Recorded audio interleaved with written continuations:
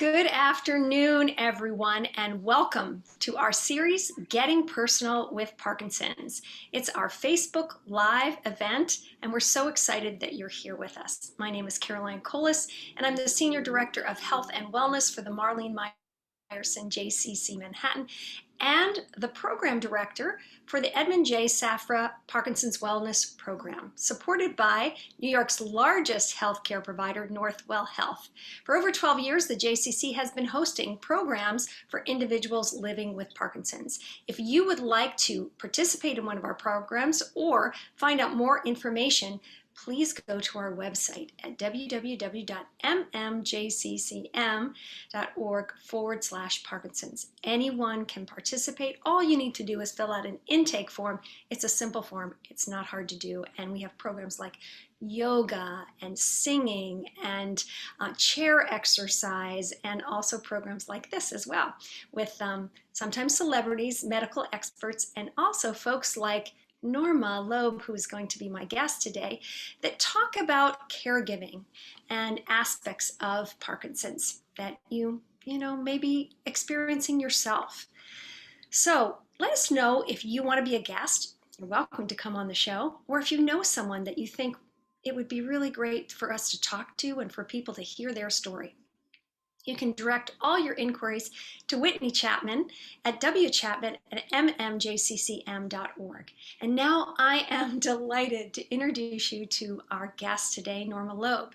After being a caregiver for her mother, Lillian, who lived with Parkinson's and Lewy body dementia for 18 years, Norma founded and is currently the executive director of the Lewy Body Dementia Resource Center.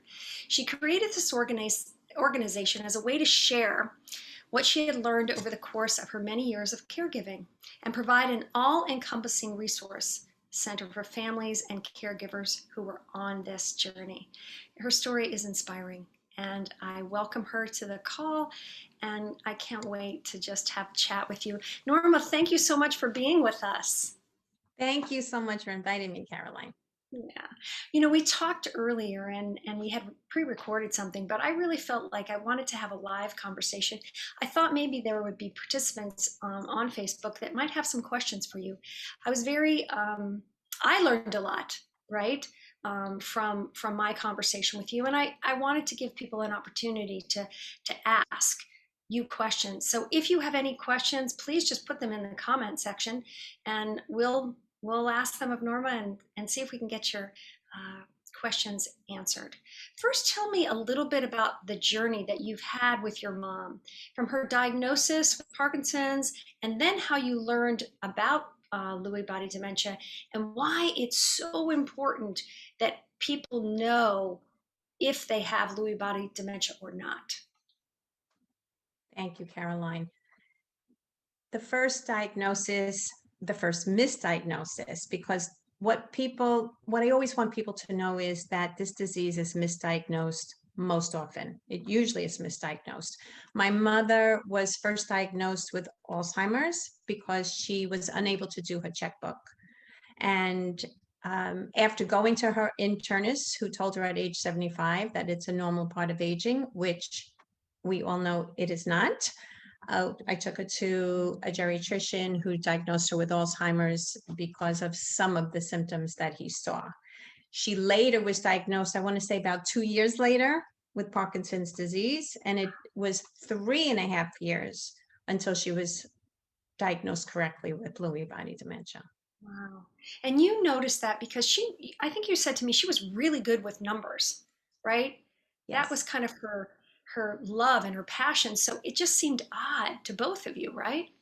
Absolutely. In fact, she's the one who pointed it out to me. She said, I'm having trouble with my checkbook. And when I saw what she was doing in there, it was not normal at all for her. And that was the beginning of noticing issues with not just memory, but it's more executive function, multitasking, and problem solving. Well, so let's go back a little bit. What is Lewy body dementia, and what are the symptoms? And why is it so important to be diagnosed correctly? Lewy body dementia is a very complex disease, which is why it's hard to diagnose, but can be diagnosed correctly. The symptoms of it are, if I wanted to say quickly, looks like it's a combination of Alzheimer's and Parkinson's. It's not really the same as Alzheimer's, but the symptoms of Parkinson's are generally there. I'll explain that a little bit better. Again, as I said, it's not just memory problems, which will happen later, but problems with problem solving and multitasking. In addition to those cognition issues, then there are Parkinson's symptoms in 80%, I'm told, of cases. And they won't necessarily have a tremor in the hand. Some people do, because many people who I know your audience is probably a lot of families dealing with Parkinson's. For those who are not used to that, many people say, oh, that's when you have a tremor in your hand. No, it's not just that, as we all know. So if there is rigidity in the arms and legs and the shuffling walk and all the other Parkinson symptoms, that is part of the disease in addition to the cognition issues. But in addition to those two things, hallucinations are one of the early signs, and fluctuations in the disease, and a REM sleep disorder. And I really want to point out that one of the hallmark symptoms, Caroline, are the fluctuations. So if someone is having memory issues and repeating things, that more or less sounds like Alzheimer's. For someone who has Lewy body dementia, which is why it's so hard for caregivers, the burden is really large, is because the days vary. It can vary from hour to hour, where they can have a regular conversation and then not be able to answer simple questions. It's extremely hard. I really need to point out that it is not a rare disease. Lewy body dementia is the second most common form of progressive dementia after Alzheimer's disease, but people haven't heard of it. And the only way some people have heard of it is because they heard that Robin Williams had it, which he did, but he never knew it. And they only found that out after autopsy, after 3 months. Now, how do they determine that? If I know you're not a medical doctor, but do you know how like when they did the autopsy, was it something in his brain that indicated Lewy body dementia? Yeah, there are Lewy bodies in the brain. And I know for people who have Parkinson's, they're in one part of the brain. When people have Lewy body, they're in all different parts of the brain. And that's how they distinguish it. And there are no particular tests currently specifically for diagnosing Lewy body. They do PET scans and CAT scans and a DAT scan, which shows what it is not. But basically, again, pointing out, it's usually misdiagnosed as Alzheimer's or Parkinson's or psychiatric disorder. And one other important thing I want to say, because this is all about Parkinson's and Lewy body, is that people with Parkinson's can live many, many years, over 20 years, and have no problems with cognition. If someone is diagnosed first with Parkinson's and then is having cognition issues in the first or second or third, even up to 5 years, and then is having those issues, it's called Parkinson's disease with Parkinson's disease dementia, but it comes under the same heading as dementia with Lewy bodies. It's really the same disease. And you said, I think in our previous conversation, when we were just kind of getting to know each other before we went live, that sometimes it's hard to diagnose because when people go into the doctor's office, evidence says being fine and okay. And it's really important for the caregiver to kind of track what's been going on and then tell the doctor, say, these are some of the symptoms, right? And this is what's going on, and this is why we're suspicious of it. Am I correct in? You said that exactly right. And it's very hard. Why is it so misdiagnosed so often, and why is it so important to be diagnosed correctly? It's misdiagnosed often. First of all, you want to see a neurologist, because most internists and GPs don't know the disease. They'll have heard of it, but not know much more. And particularly a movement disorder neurologist is the best person to see. But in an office, they may not see any fluctuations whatsoever. They're not going to see any symptoms of a REM sleep disorder. They may not also notice, there won't be hallucinations in the office in general. there's a visual spatial component with depth perception, they will also not see that.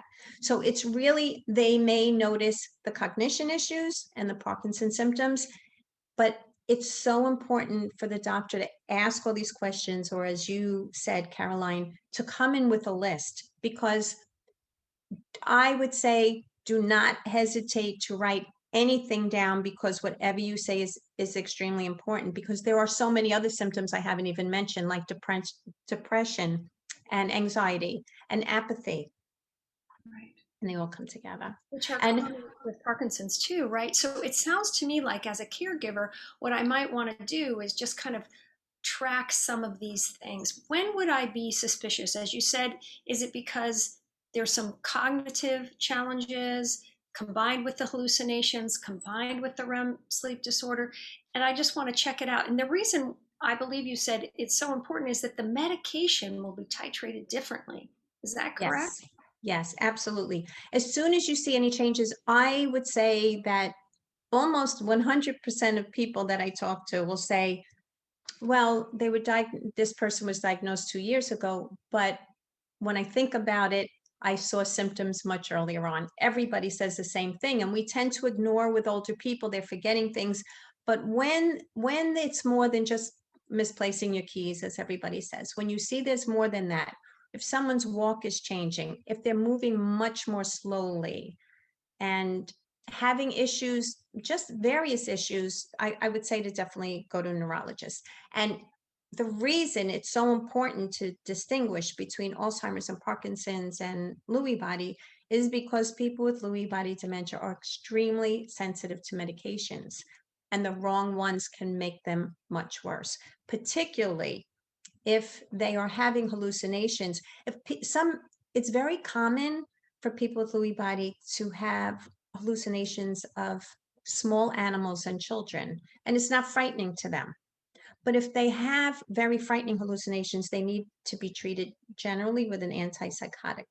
And the wrong or the older ones can put them into a coma, make them much worse. The same way that the medications that are used for people with Parkinson's work really well for many people with Parkinson's. But if it's given to someone with Lewy body, I want to say generally it helps about 50% of them, but many others get hallucinations from those same drugs.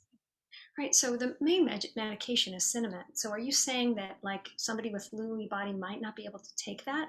Absolutely.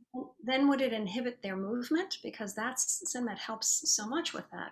Yes. So many people with Lewy body can take it. And there are people with Lewy body who have much stronger Parkinson symptoms than others. And every person with Lewy body is so individual Right. that they progress differently. They have different symptoms. Everybody, when you meet one Lewy body person, you've met one.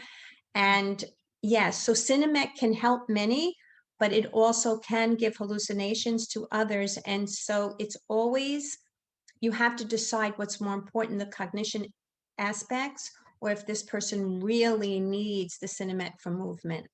Yeah, that's a challenging choice to have to make, right? Um, what services does your Lewy Body Dementia Resource Center offer?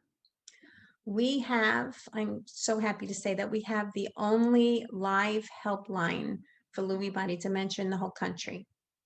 And we're available 7 days a week for help. We also have support groups, which I've been leading the only support groups in New York for almost 14 years now, and a website that has actually thousands of resources, not just for Lewy body, but also on caregiving and alternative therapies and where to find doctors, just many resources. Yeah, and I think that's really so important. And it leads me to my next question around caregiving. It feels to me like your center really helps people become the caregiver that they want to be, right? No one comes into life expecting that they're going to have to be a caregiver, especially for somebody with Lewy body dementia. What what what have you learned from that? Or you were a caregiver for your mother, I believe you said for 18 years, Yes. 18 or 19 years. How did you manage that? And what tools and tactics did you use to keep you centered and in a good space? I I want to say it is not easy at all. It's not easy to be a caregiver for anyone with any disease. But with Lewy body dementia, there are so many aspects because it's affecting the mind and almost every muscle in the body, and because of the fluctuations, and you don't know what to expect. So it's really important for me. I stayed in, and actually my mom was that same way. If there was an issue, she's focused on the issue. She didn't think about before, she didn't think about after. We're focusing on this now. So every day that something changed or something was different, then I just dealt with it then.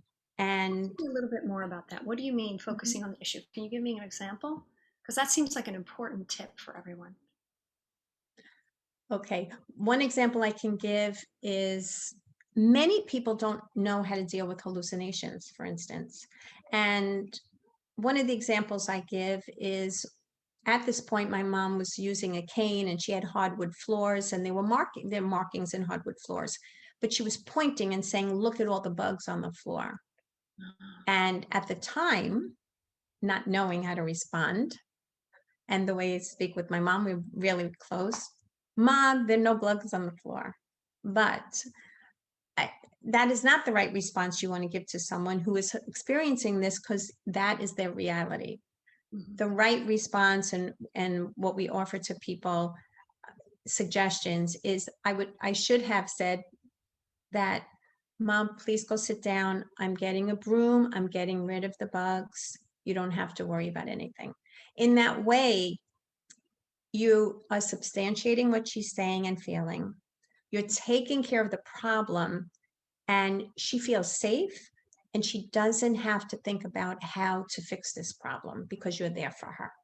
Right. Safety seems like a huge part of caregiving. Would you say that's true? I absolutely think it is at the top of the list, particularly people with Lewy body dementia. They will usually attach themselves to their spouse. I get so many calls from spouses who have been married over 50 years, and they can't be left without them. They need to feel safe because it's very hard for them to solve any problem. And they don't understand a lot of what's going on. But the odd part is they do understand what's going on, but they can't express it. Mhm. So, And so they need a person to help them, right. to guide them. Now, it sounds like you were that person for your mom.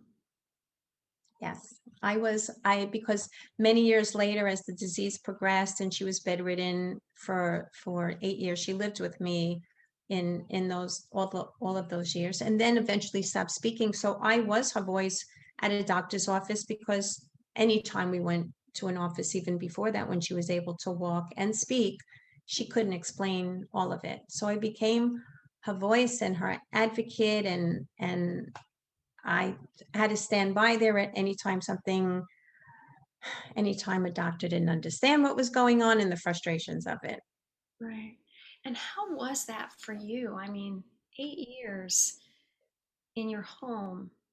You talked about it when we met before as something that you did willingly, as something that you miss her, that you treasured that time. I did. It was a hard decision to make at the time, because I knew I'd have other people to have 24-hour care for her. And I'm having people in my home. I didn't think that felt right. But when I did make the decision, because I didn't want her to be alone, or for me to travel so far to see her and check on things, it was the best decision I ever made, Caroline. I was there for her to see every moment of what she needed, if she was getting the best care. And being with her, there were times when later on in the disease where people said, "But she couldn't talk anymore." There were times when eventually she stopped smiling. "You couldn't communicate with her." And I said, "Oh, but yes, I did." And you're communicating with each other on a whole different level.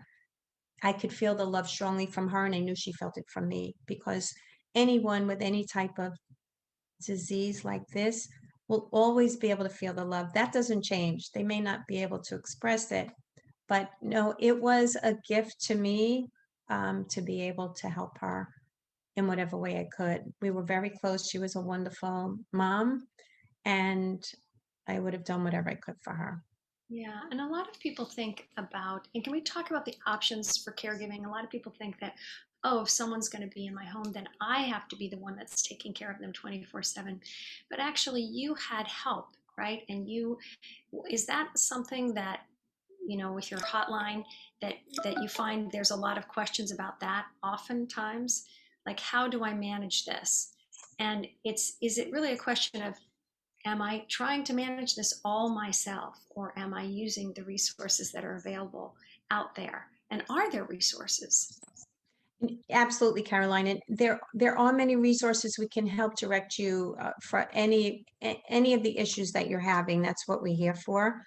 But it really is difficult, and especially for spouses who have been married so long, and it's not always spouses who call. They think, like so many women, think we can do every single thing, and we do. We do it, but we do need help, and we need to ask for it. And that's why we want you to call us. We want you to be part of a support group. It's really important to get the support. That you then know that you're not alone, and you know that the issues that people are talking about that are not talked about with family or friends who come, you're not speaking about what's happening in the middle of the night when you have to take your husband to the bathroom, and then he gets there and he doesn't know what to do, and the accidents on the floor, and doing all that yourself. It becomes it's And also the spouses are not sleeping in addition to that. It's really important to get help before you start burning out, and before many spouses and family members need to take care of themselves first. The same way they say to put the oxygen on in the plane, you really need to take care of yourself and ask for help, because caregiving can be, you can get, I help getting people aids as well, the most I can. That's an aside, a personal thing, because I know many who are trustworthy and can make your life so much easier if you have the right people. Right. So, oh, gosh, this is so crucial. Thank you for sharing this information for me. I know that many people think, well, what are my options? I could have my person that I love, that I am worried about them falling or whatever, they can go into an assisted living situation. Um, or they could move in with me. New York apartments are very small. So if it's in New York City, or they could go live somewhere else with family. But then oftentimes I know one of our constituents did that, and she went to Wisconsin. However, she didn't drive. She was a New Yorker. So she really was sort of relegated to staying at home or having other people help her, and that was challenging for her. So she wound up coming back into the city, and then we looked at, or she looked at, how can she get help? Is that really one of the biggest challenges in caregiving? Is just setting that whole situation up? It is. And I want to say, though it was something that I felt strongly about doing for my mom, having her in my home, it is not for everyone. It really is a full-time job. You have to be able to manage all of it. You have to be able to deal with all of the issues that come up, and there are so many. There are so many upsetting things that you will deal with, and frustrating things, and you're never really ready for them, but to know that they're coming up. Right. And it is again, I'll say it's not for everyone to do, because you have to have patience is huge for all of it. You really need patience. And when you have care in your home, if you have the space and if you feel that you can manage it, it can work well. But other people need to find space in other places and facilities that can help. It's just that there are none in particular for people with Lewy body. So we try to help them navigate where the best places are. Awesome. Do you have any outlets? What were your outlets during that time?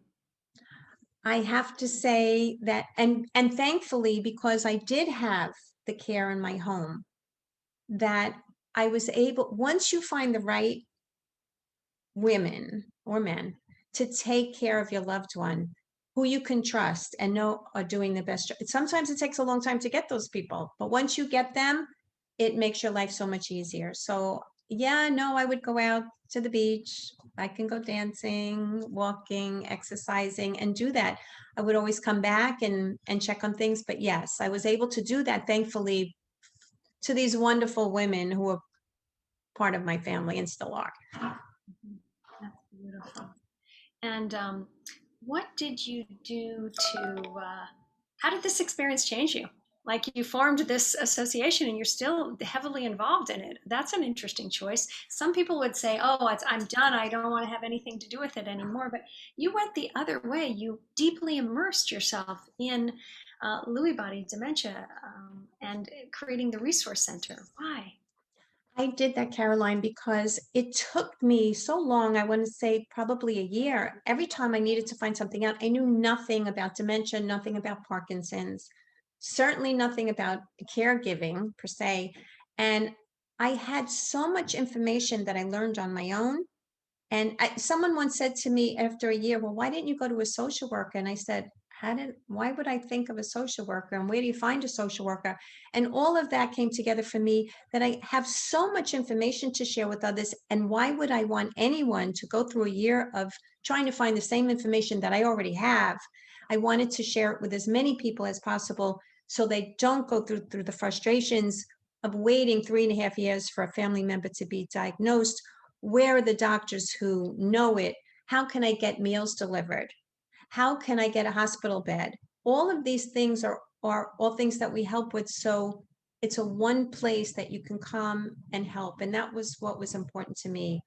Um, that was most important to me. And because of that, because of the empathy and compassion that my mom taught me, I want to share that there's so much we can do together. You don't have to do it on your own. And that's one of the reasons we're here.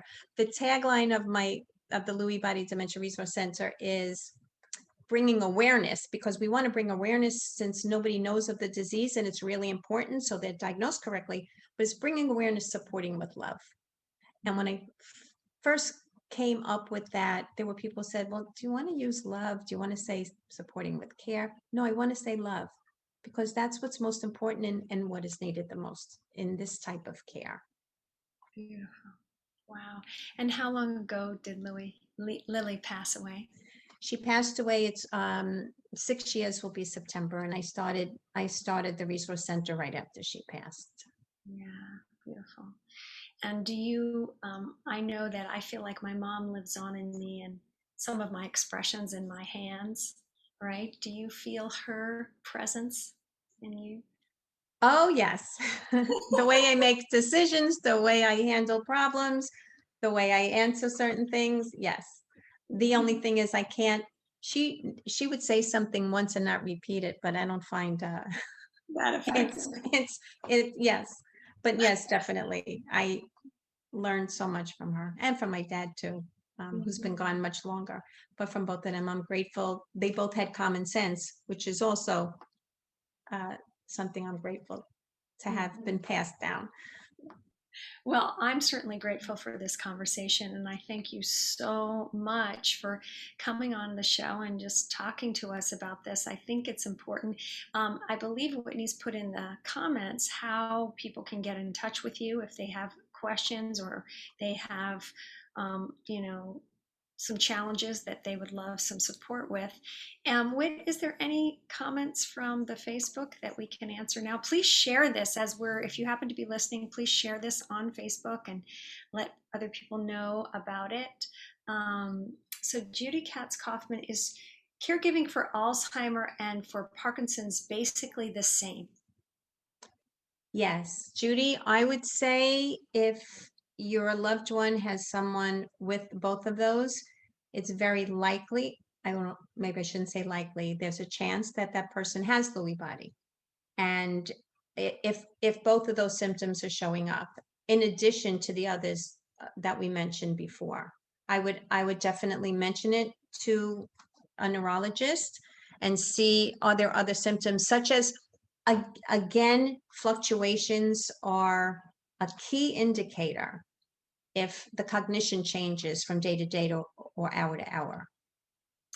And Robin Mandel shared in the comments there's a DNA cheek swab that can be done to check what medications may work better and which ones will have severe side effects.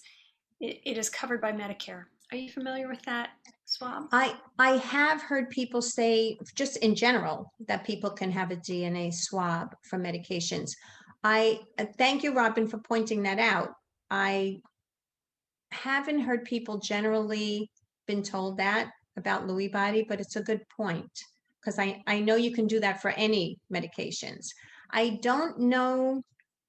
That's a really interesting question because I don't know if that would show up that way. I haven't had any experience with that, and nobody has said to me that they had a swab done and then the medications that supposedly work didn't work. I would be a little hesitant because every person is different with Lewy body. So I'm just not sure of that answer. We're going to have Dr. Ramdani live with us. Not next week, because next week, of course, we'll have the holiday off for July 4th. But after that, we're going to be having Dr. Ramdani come and speak with us live. And this is some important questions. And maybe, Norma, you can watch that show and ask some questions as well so that we can get some answers to these questions from both you and the medical the field. And he's a neurologist and a movement disorder specialist, and he specializes in deep brain stimulation actually too. So I think that that's going to be a really interesting question and answer session. So please, everyone, do check your time. We'll be changing our time to 1:15 on Mondays. So we'll skip next week and then we'll go to the week following. And then finally, what inspired you about taking care of your mom to end our show? What inspired me? She just, she was such a good mom who was selfless in her care, and I always appreciated that. Maybe not as a teenager, I didn't appreciate it so much, but later on, and we became really close. And it, to me, there was no other way but to be there for her, and knowing that the main reason is nobody else would know what she needed in the way that I did. In knowing her the way that I did, I knew what was important to her, and the little things that people wouldn't notice. And so I just really wanted to be there for her. Well, what an incredible example of love in action. I worked with a brain educator, and she talked about the brain loving in 3 different ways. And one is just to accompany, right? Like when you were there for your mom when she wasn't able to speak anymore, but just being there, that's an accompany. And then the other is to just let ourselves feel.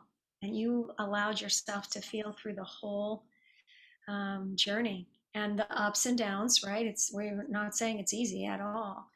And then the appreciation.